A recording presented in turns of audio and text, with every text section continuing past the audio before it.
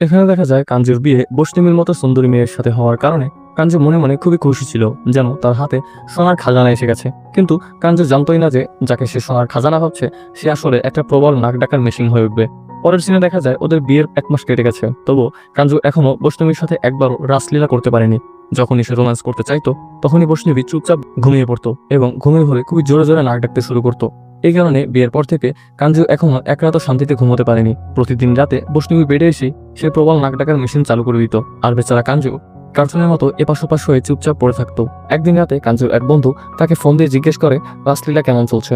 তখন কাঞ্জু তাকে ফোনে বৈষ্ণবীর নাক ডাকার আওয়াজ শুনিয়ে দেয়, আর এই প্রবল শব্দ শুনে ওর বন্ধুকে বলে, এত রাতে ভাবিকে রেখে তুই কোন ফ্যাক্টরিতে আছিস, এত শব্দ হচ্ছে কিসের। এটা শুনে কাঞ্জু রেগে গিয়ে ওর বন্ধুকে গালি দিয়ে ফোনটা কেটে দেয়। পরদিন যখন কাঞ্জুর পুরো পরিবার একসাথে ডিনার করছিল তখন সবাই কাঞ্জু আর বৈষ্ণবীর হানিমুন ট্রিপে দুবাই যাওয়ার জন্য প্ল্যান করতে থাকে। এটা শুনে ও মনে মনে ভাবতে লাগে বাড়িতে থেকেই এখনো কিছুই হয়নি, আর ওখানে দুবাইতে গিয়ে কি করবো।